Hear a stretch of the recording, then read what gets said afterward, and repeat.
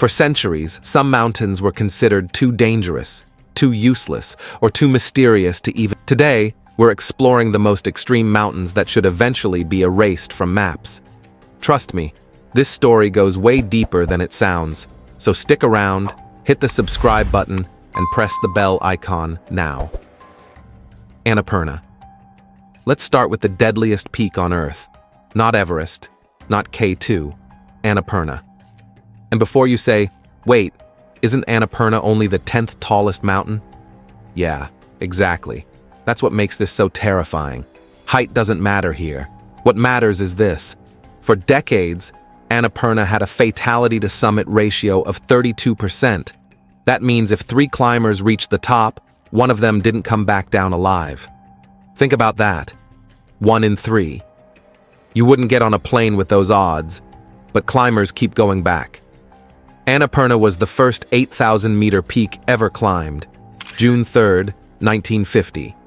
Maurice Herzog and Louis Lacanal stood on the summit without bottled oxygen, making history.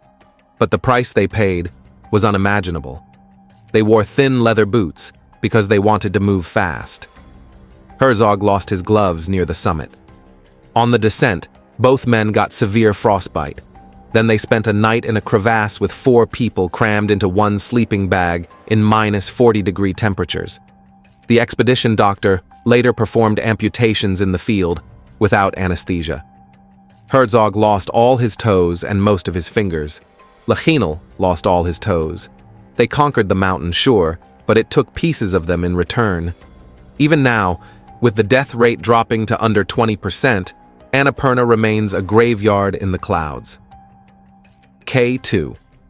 Now let's talk about K2. The second highest mountain on Earth, but statistically way more dangerous than Everest. Climbers call it the Savage Mountain, and for good reason. The death rate hovers around 24%. But there's one section of K2 that's so notorious, so deadly, that it's become the stuff of nightmares. It's called the bottleneck. August 1st, 2008. That's when the bottleneck showed the world exactly what it's capable of. Multiple climbing teams were making their summit push that day. But there was a problem. The high-altitude porters and Sherpas had started fixing ropes in the wrong place and ran out of rope right at the bottleneck. Climbers had to go back down to get more rope, causing a massive, dangerous delay. By the time people started summiting, it was way too late in the day. Some didn't reach the top until 8 p.m. Then, as climbers were descending in the dark, the serac collapsed. It didn't just fall, it obliterated the fixed ropes, trapping climbers high in the death zone with no way down. 11 people died that day. 11. Some were swept away by the ice. Others got stranded and couldn't descend without ropes, so they tried to free solo through one of the most dangerous sections of any mountain on Earth, in the dark, at 8,000 meters. It was chaos, pure, unfiltered chaos. But up there, in that kind of environment, the rules of the normal world don't apply. The bottleneck doesn't care about morals. It doesn't care about anything. It just takes. Nanga Parbat. Let me tell you about a mountain so deadly, they literally call it Killer Mountain. Nanga Parbat, the 9th highest peak in the world, standing in Pakistan at over 8,000 meters. And before anyone even reached the summit, it had already killed 31 climbers. 31. Think about that. Decades of attempts, expeditions after expedition, all ending in death. The worst disaster came in 1934. A German expedition led by Willy Merkel was trying to climb the Rakiat face.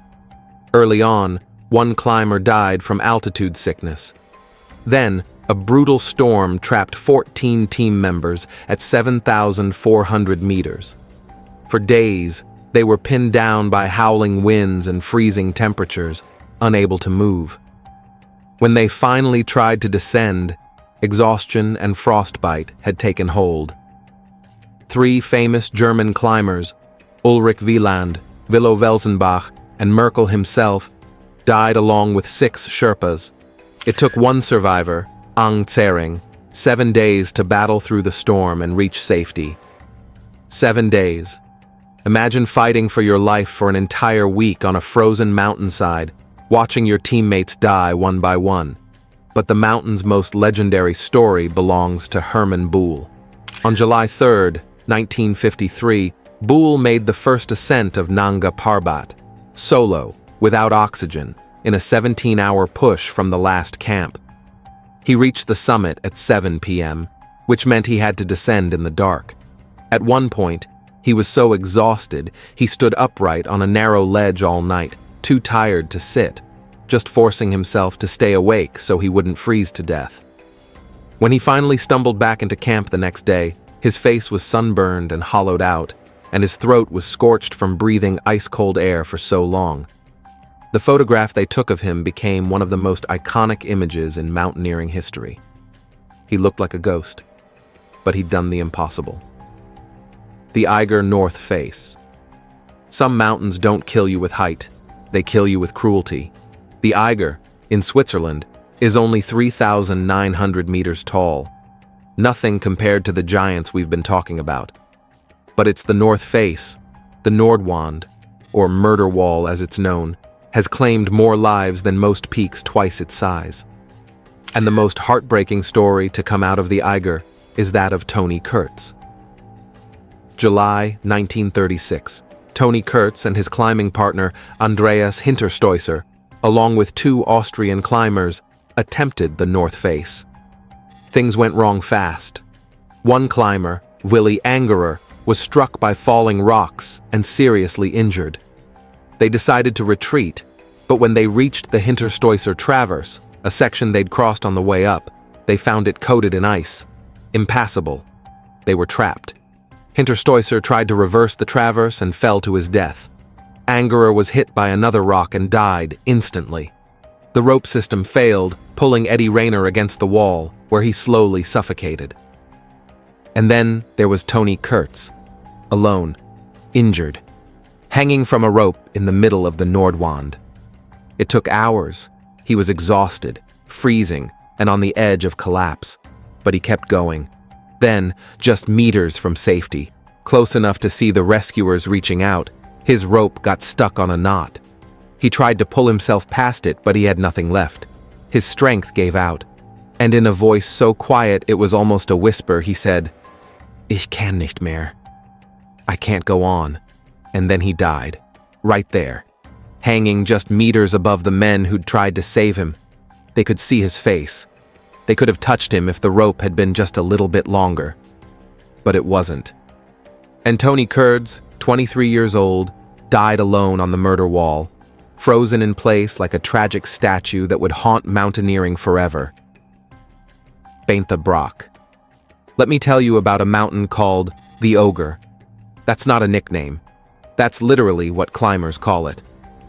Beintha Brock, 7,200 meters, standing in the Karakoram Range in Pakistan.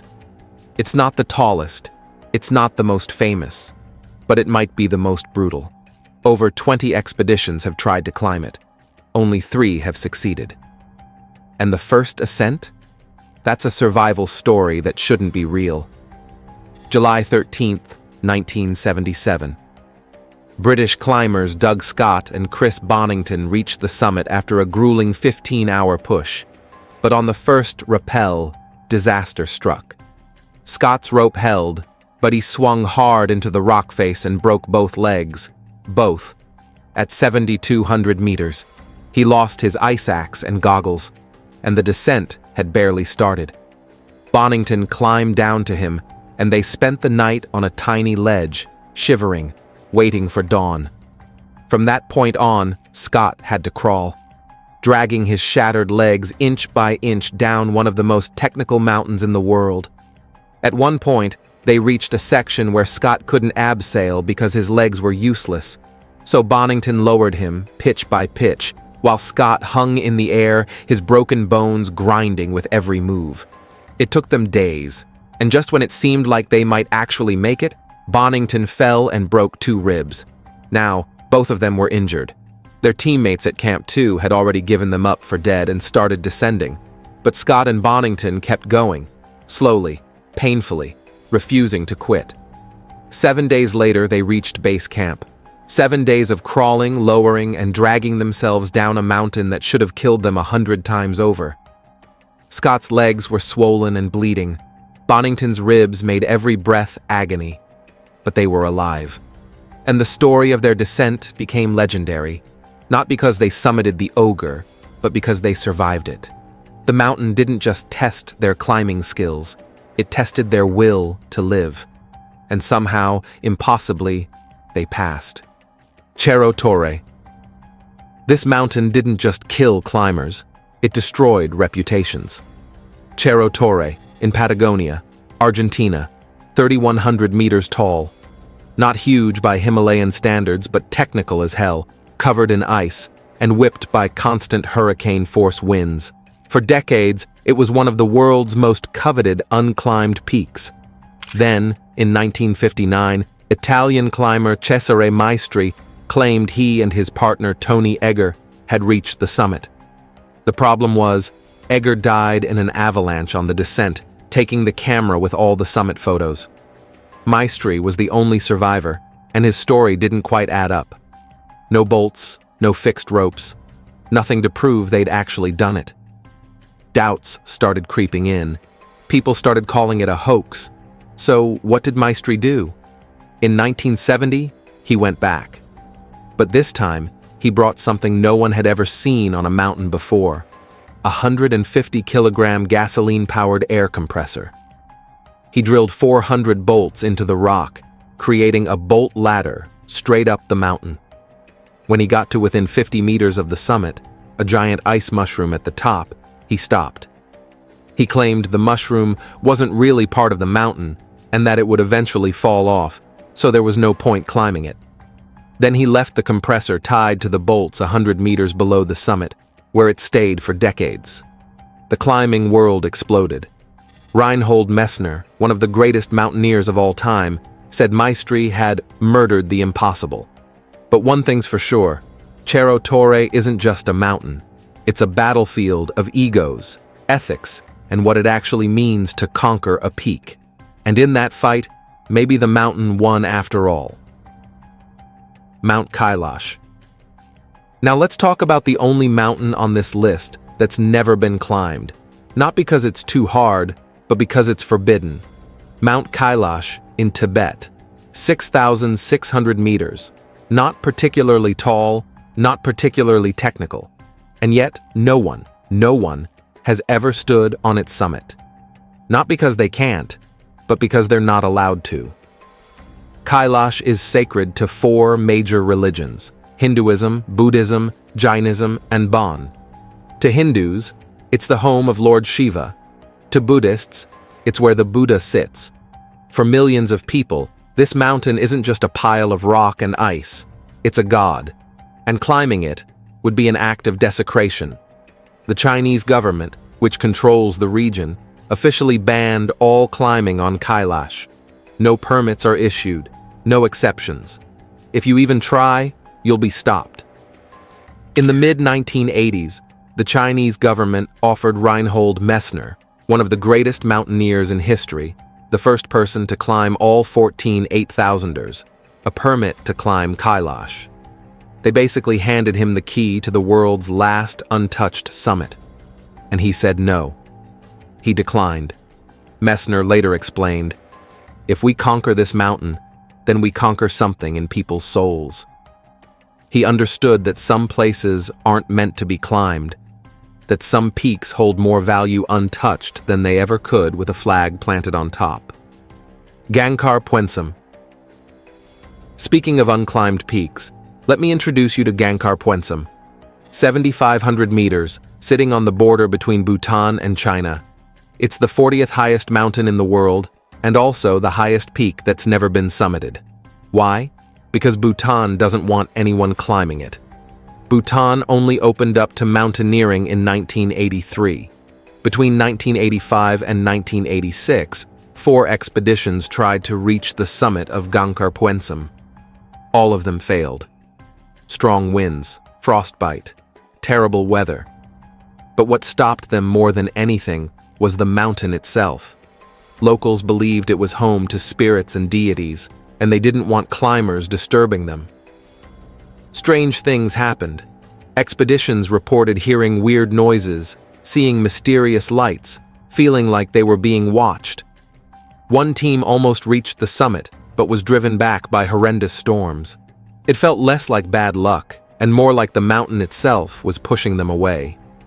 Then, in 1994, Bhutan made it official. They banned all climbing on peaks above 6,000 meters. In 2003, they went further and banned all mountaineering in the country. Kangchenjunga, the third highest mountain in the world, 8,500 meters, straddling the border between Nepal and Sikkim. And here's the thing that makes it unique. Everyone who's ever climbed it has stopped short of the actual summit, on purpose. In 1955, a British expedition led by Charles Evans made the first ascent. Joe Brown and George Band reached what should have been the top, but then they did something no one expected. They stopped 5 feet below the summit and refused to go any higher. Why? Because they'd made a promise. Before they even got permission to attempt the mountain, they had to agree with the Maharaja of Sikkim that the peak would remain untouched. The summit was sacred.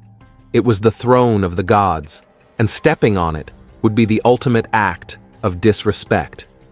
So Brown and Band stood there, 5 feet from the top, and turned around. And ever since then, every climber who's reached that point has done the same. They stop short. Out of tradition, out of respect, out of an unspoken agreement that some victories don't require you to plant a flag on the absolute highest point. Kangchenjunga's summit has never been touched, and that makes it more impressive than any other 8,000er. Because it's not about conquering the mountain, it's about honoring it. Mount Nyiragongo. Okay, let's talk about a mountain that's extreme in a completely different way. Mount Nyiragongo, in the Democratic Republic of the Congo. It's not high, 3,700 meters. You could climb it in a day. But here's the catch. It's an active volcano. And not just any volcano. It has one of the largest, most active lava lakes in the world, sitting right in the crater at the summit. A churning, boiling cauldron of molten rock that never stops moving. And every few decades, it explodes. In 1977, the crater walls fractured, and the lava lake drained in less than an hour. Lava poured down the mountain at speeds of up to 60 kilometers per hour, the fastest lava flow ever recorded. It overwhelmed villages in minutes, killing at least 50 people. In 2002, it happened again. A 13-kilometer fissure opened on the side of the volcano, and lava poured into the city of Goma, covering 15% of the city and leaving 120,000 people homeless. 245 people died, most from carbon dioxide poisoning. The ground kept shaking for months afterward, and buildings that survived the lava collapsed from earthquakes. And then, in 2021, it erupted again. Lava flows reached the outskirts of Goma. 32 people died. Thousands fled across the border into Rwanda. The thing about Nyiragongo is that it's not a climbing challenge. It's a ticking time bomb. And people live right next to it. You can't just avoid this mountain like you can Everest or K2. It's there, looming over an entire city, constantly threatening to erupt. Scientists monitor it. Aid organizations prepare evacuation plans. But when the mountain decides it's time, there's nothing anyone can do. You can't negotiate with a volcano. You can't outrun lava traveling at 60 kilometers per hour. You just hope you're not in its path. Which of these mountains do you think is the most terrifying, and would you ever dare to climb one? Let me know in the comments. And if you enjoyed this journey through the world's deadliest peaks, don't forget to like this video and subscribe for more extreme stories. Thanks for watching.